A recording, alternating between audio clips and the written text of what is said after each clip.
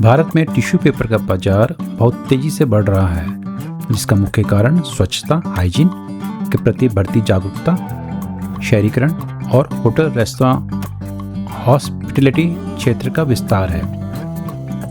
भारतीय tissue paper बाजार 2023 में 1,60,000 टन तक पहुंच गया था और 2032 तक इसके 3,34,000 टन तक पहुंचने का अनुमान है, जो लगभग 8.6% की वार्षिक दर CAGR को दर्शाता है।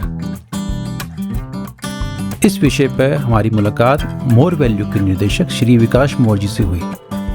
हमें उनसे बातचीत करने का अवसर प्राप्त हुआ और हमारी उनसे उनके पेपर व्यवसाय के बारे में और उनके आने वाले टिश्यू पेपर मैन्युफैक्चरिंग प्रोजेक्ट के बारे में बातचीत हुई। उन्होंने बताया, मेरा नाम विकास मोर है। मैंने मोर वैल्यू 15 साल पहले स्थापित की थी। हम भारत के पहले नंबर के टिश्यू के ट्रेडर हैं। हमारे पे ओरिएंट की नॉर्थ इंडिया की डीलरशिप थी लगभग 10 साल से, और अब हम टिश्यू की मील लगा रहे हैं, 2 किशन फॉर्मर लगा रहे हैं, जो कि 1800 मीटर की मशीनें हैं दोनों। हम लगभग 200 टन माल बनाएंगे, जो कि हम नॉर्थ इंडिया के सेकंड लार्जेस्ट प्लांट लगा रहे हैं, और इसमें हम लगभग 11 ग्राम से लेके 42 GSM तक बनाएंगे।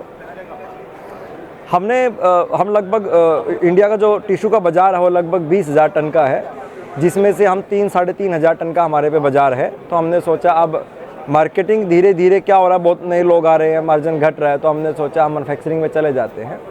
तो हम 2 मशीनें, एक रिसाइकल्ड की मशीन लगा रहे हैं, एक पे वर्जन टिश्यू बनेगा। लगभग इंडिया में हम पहली ग्रामेज है जो 11 ग्रामेज बनाएंगे। अभी इंडिया में मिनिमम 12.5 ग्रामेज तक बनता है।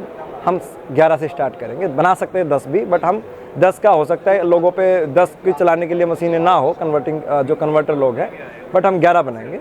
हम कलर टिश्यू बनाएंगे, बैम्बू टिश्यू बनाएंगे, वर्जन बनाएंगे और रिसाइकल्ड बनाएंगे। हमारा प्लांट लगभग हम मई-जून में चालू कर देंगे। हम 2 मशीनें लगा रहे हैं। एक मशीन हमारी मई में चालू हो जाएगी और दूसरी मशीन हमारी दिवाली के आसपास चालू होगी। पहली मशीन हमारी वर्जन की होगी, वो वर्जन की होगी, दूसरी मशीन हमारी साइकिल की होगी। हमारा 200 टन का प्लांट है जी। लगभग 100 करोड़ रुपए हमारी प्रोजेक्ट कॉस्ट रहेगी एक मशीन के लिए। लगभग हम 700 से 800 आदमियों को रोजगार देंगे। GST वस्तु एवं सेवा कर भारत में एक व्यापक, बहुचरणीय, गंतव्य आधारित अप्रत्यक्ष कर है, जिसने कई पुराने करों जैसे वैट, उत्पाद शुल्क, सेवा कर को प्रतिस्थापित कर दिया है। एकल कर प्रणाली, one nation one tax, cascading प्रभाव का अंत, end of cascading effect, input tax credit ITC, गंतव्य आधारित कर, डेस्टिनेशन बेस्ड टैक्स, ऑनलाइन और पारदर्शी प्रक्रिया, ढोरा ढांचा, ड्यूल GST, कंपोजिशन योजना, लॉजिस्टिक में सुधार आदि। मोर वैल्यू GST स्ट्रक्चर की विवेचना कैसे करते हैं, उन्होंने बताया। देखो, GST से कुछ लोगों को फ़ायदा भी हुआ है, कुछ लोगों को नुकसान भी हुआ है। फ़ायदा ये हुआ है, जैसे हम टिश्यू वाले हैं तो हमारे पहले भी 18% था, अभी भी 18% है, तो हमें कोई बहुत बड़ी दिक्कत नहीं आई। हमारा तो व्यापार 18% से बड़ा है, क्योंकि पहले क्या होता था, पोस्टर पेपर पे 12 होती थी। पोस्टर पेपर से भी टिश्यू बनता है, हार्ड पेपर जो हार्ड टिश्यू देखते हो आप, उससे भी टिश्यू बनता है, बट वो 12 पे था, और जो सॉफ्ट टिश्यू है उस पर वो 18 पे था। अब वो भी 18 पे आ गया, तो हमें तो उससे फ़ायदा मिला है। मुझे और क्राफ्ट वगैरह का मुझे अनुभव नहीं है, उनको नुकसान हुआ, फ़ायदा हुआ। राइटिंग प्रिंटिंग वाले कह रहे हैं हमें अलग चैलेंजेस मिल रहे हैं, वो उनका है, वो है, बट मैं टिश्यू में तो मुझे फ़ायदा हुआ 18 होने से। कागज उद्योग, पेपर इंडस्ट्री के लिए कच्चे माल, रॉ मटेरियल की उपलब्धता एक बड़ी चुनौती है। लकड़ी की कमी, शॉर्टेज ऑफ वुड, ऊंची लागत, हाई कॉस्ट, रद्दी कागज की अनुपलब्धता, वेस्ट पेपर स्कैसिटी, कृषि अवशेषों, एग्रीकल्चर रेसिड्यू, पर्यावरण नियम, भूमि की उपलब्धता आदि। मोर वैल्यू कच्चे माल की उपलब्धता को कैसे सुनिश्चित करता है, उन्होंने बताया। देखो, हम 2 मशीन लगा रहे हैं, एक रिसाइकल्ड लगा रहे हैं, एक वर्जन लगा रहे हैं। रिसाइकल्ड में तो कोई दिक्कत है ही नहीं जी। हम ड्रिंकिंग प्लांट, डिस्पर्सर साथ में लगा रहे हैं, तो इसमें कप स्टॉक और टिश्यू वेस्ट 50-50% चलेगा, तो उसमें तो बहुत बड़ी कोई चैलेंज नहीं है।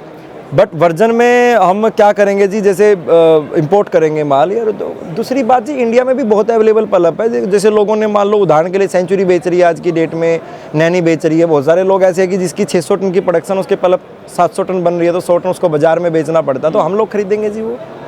इसमें कोई ऐसी, देखो हम वर्जन में हम 11 ग्रामेज पहली बार इंडिया में 11 ग्रामेज बनाएंगे। अभी तक मिनिमम 12.5 ग्रामेज बन रही है और हम 11 ग्राम, हमने मशीन अपनी 10 ग्रामेज पर डिज़ाइन कराई है, बट हम 11 ग्रामेज बनाएंगे क्योंकि हो सकता है इंडिया में उस टाइप का कन्वर्टिंग मशीन ना हो कि 10 ग्रामेज के पेपर को उठा ले, बट हम 11 ग्रामेज बनाएंगे और 42 GSM तक हम बनाएंगे। रिसाइकल्ड में हम 15 ग्राम से बनाएंगे और 42 GSM तक हम बनाएंगे। 42 GSM KT किचन टॉवल और 15 ग्राम नैपकिन एंड टॉयलेट और 12.5 ग्राम फेशियल टिश्यू। हाँ, सारा हमने कुछ चीज़ें यूरोप से ली है, कुछ चीज़ें हमने चाइना से ली है। इंडस्ट्री डेवलपमेंट के लिए हरियाणा सरकार का क्या सहयोग रहा है और इससे किसानों को क्या लाभ मिल सकते हैं, उन्होंने बताया। बहुत बड़ा सपोर्ट है। इस टाइम इतनी अग्रेसिव है हरियाणा गवर्नमेंट फैक्ट्रियाँ लगवाने में, इंडस्ट्रियाँ लगवाने में। उनको पता है सब कुछ इंडस्ट्री से जुड़ा हुआ है, लोगों को रोजगार मिलेगा। हमें हरियाणा गवर्नमेंट हमें नहर से पानी दे रही है क्योंकि हमारे वहाँ ज़मीन का पानी इतना बढ़िया नहीं है, बट हरियाणा गवर्नमेंट हमें नहर से पानी दे रही है और बहुत सारी चीज़ें दे रही है, GST पे रिबेट दे रही है। तो बहुत बेहतरीन इस टाइम हरियाणा सरकार इंडस्ट्रियों के लिए कर रही है। किसानों के लिए देखो, हमारे एरिया में बार बार ना दिल्ली गवर्नमेंट ये कहती रहती है कि किसानों का धुआं, पराली का धुआं हमारे यहाँ पे आ गया, ये हो गया, वो हो गया। देखो हम ना पराली, पहली बात तो किसानों के से इनकम बढ़ेगी। हम जो बॉयलर लगा रहे हैं वो सारा पराली बेस लगा रहे हैं। हम लगभग 120 टन पराली पर डे लेंगे, जो कि एक पूरी डिस्ट्रिक्ट जींद की हम पराली ले लेंगे। तो इससे किसानों की आय बढ़ेगी, रोजगार बढ़ेगा और इससे जो पोल्यूशन है वो एक बहुत सारे पैरामीटर्स पे कम हो जाए। आजकल जैसे मान लो पराली वाला अपना किसान जो खेत में, पहली बात तो 2 नुकसान करेगा, वो एक अपनी फसलों का भी नुकसान कर रहा है। जिस खेत में आप आग लगा लोगे उसके सारे जो धरती के जो पौष्टिक तत्व है वो भी जल जाते हैं उसके साथ, तो वो नहीं जलेंगे। दूसरी बात, वो धुआं में हमारे धुएं में बहुत फ़र्क होता है जी। वो हम फिल्टर करके धुआं छोड़ते हैं, ऐसा नहीं होता ना कि वैसे ही छोड़ दिया धुआं। तो हमने किसानों को जी, हमारा एजेंडा ही लोगों का कि वहाँ रोजगार देना है किसानों के लिए, क्योंकि वहाँ फैक्ट्री बहुत कम है। फैक्ट्री का आई भी अभी वहाँ डेवलप नहीं है। हरियाणा सरकार ने 4 ग्रेड बनाई थी, A B C D। ए में जो डेवलप एरिया है, बी में उससे कम डेवलप एरिया है, सी में उससे और कम डेवलप है, डी में बिल्कुल जहाँ इंडस्ट्री है ही नहीं। तो हम डी में आते हैं। तो वहाँ गवर्नमेंट बहुत ज़्यादा फोकस है वहाँ इंडस्ट्रियाँ लगवाने का, तो हम वहाँ इंडस्ट्री लगा रहे हैं। टिश्यू पेपर मार्केट का आकार और उसका क्षेत्र क्या रहेगा, उन्होंने बताया। देखो, टिश्यू मार्केट ना साल में लगभग 25% ग्रोथ कर रहा है, बट उसमें थोड़े ये चैलेंजेस आ रहे हैं। जैसे मान लो पहले टिश्यू 17 ग्रामेज में कन्वर्ट होता था, फिर उसको 15 में आ गया, फिर 14 में आ गया, फिर 12 में आ गया, अब 11 में आ जाएगा। तो जैसे ही ग्रोथ हो रहा है तो हम उसकी ग्रामेज घटा दे रहे हैं।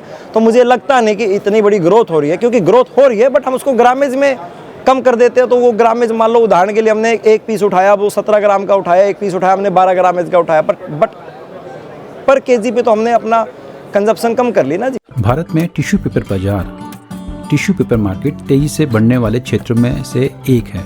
इसकी वर्तमान स्थिति और भविष्य की संभावनाओं जैसे बाजार की वृद्धि, बदलता उपभोक्ता व्यवहार आदि पर आपके क्या विचार रखते हैं, उन्होंने बताया।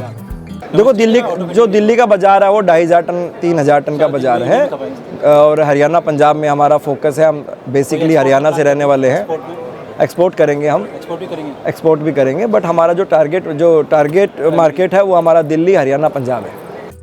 सामाजिक उत्तरदायित्व, सोशल रेस्पॉन्सिबिलिटी एक नैतिक ढांचा है जिसके अनुसार हर व्यक्ति या संस्था का यह कर्तव्य है कि वह समाज के कल्याण और पर्यावरण की रक्षा के लिए कार्य करे। सामाजिक दायित्व को मोर वैल्यू कैसे देखता है, उन्होंने बताया। देखो जी, हमें ना जब हम बड़े बन जाते हैं ना, तो हमें कुछ चीज़ें ऐसी करनी पड़ती है जो पर्यावरण के लिए उचित हो। हम गवर्नमेंट की कुछ ऐसी चीज़ें कर रहे हैं, जैसे हम पशुओं का अस्पताल बना रहे हैं अपनी फैक्ट्री के अंदर। जो लवारिस पशु है, जैसे कुत्ता है, बिल्ली है, गाड़ियों के आगे आ जाते हैं, तो हम उसको ठीक करेंगे बिना कोई कॉस्ट के। और हम वहाँ के जो आसपास के जो किसान हैं, बहुत ज़्यादा हमारे यहाँ आसपास ना बहुत फसलें जलती है। जैसे गेहूं की फसल है, आपने सुना होगा खबरों में 200 एकड़ जल गई, 500 एकड़ जल गई। तो हमने हमारे एरिया को हमने फ्री एम्बुलेंस की सुविधा दी है। हमारे गांव के 100 किलोमीटर 50 किलोमीटर के गांव को हम फायर ब्रिगेड की गाड़ी कवर करेगी। हम एम्बुलेंस दे रहे हैं अपने गाँव के आसपास लोगों के लिए, जो क्योंकि गाँव में आजकल भी साधन बहुत कम है। प्रेग्नेंट लेडीज़ है, उसको लेके जाना बहुत बड़ी दिक्कत है, किसी पे साधन नहीं है, तो हम उनके लिए फ्री ऑफ कॉस्ट एम्बुलेंस भी। विस्तृत रूप में चक्रीय अर्थव्यवस्था, सर्कुलर इकोनॉमी एक ऐसा आर्थिक मॉडल है जो कचरे को कम करने और संसाधनों के पुनः उपयोग पर केंद्रित है। पारंपरिक बनाओ, उपयोग करो, फेंको, टेक मेक डिस्पोज वाले मॉडल्स के विपरीत यह मॉडल संसाधनों के जीवन चक्र लाइफ साइकिल को बढ़ाने का प्रयास करता है। मोर वैल्यू इस बारे में क्या विचार रखता है, उन्होंने बताया। नहीं, ऐसा नहीं है, ऐसा नहीं है। आप एरो सिटी में देखो, रोज के 20 ट्रक कम से कम वेस्ट के निकलते हैं। अब जमाना बदल गया जी, मोदी सरकार ने बहुत बढ़िया कर दिया। इसमें आप रिसाइकल्ड वेस्ट डालोगे, इसमें ये डालोगे। मोदी सरकार ने अपने मन की बात में भी बात करी है कि वेस्ट इकट्ठा, अवेयरनेस तो बढ़ी रही है। नहीं जी, पहले हम क्या करते थे जी, गाड़ी चलती में हमने कुछ खाया और हमने खिड़की खोली और टिश्यू फेंक दिया। अब हम नहीं कर रहे ना ऐसा। अवेयरनेस बढ़ रही है, पढ़े लिखे लोग आ रहे हैं, तो उसमें आज की डेट में हम टिश्यू अपने उसमें रखेंगे, तब तक उसको डस्टबिन में डालेंगे तो वो वापस तो वेस्ट आएगा ना। जो चीज़ लगभग 30% के आसपास आ रहा है अभी। लेकिन मन की बात के बाद जब मोदी जी ने मन की बात में कही है कि हमने रिसाइकल्ड पेपर मिल वालों को बहुत प्रॉब्लम में आ रही है, इसके वेस्ट को इकट्ठा करो, तो उससे बहुत बड़ा इंप्रूव हुआ। 15% का काफ़ी फर्क पड़ा है कर रहे हैं। हमारा दिल्ली में वेयर हाउस है जी, ऑलरेडी है। नहीं, हम इम्पोर्ट नहीं करते। भारत में पेपर ट्रेडिंग का क्या परिदृश्य देखते हैं?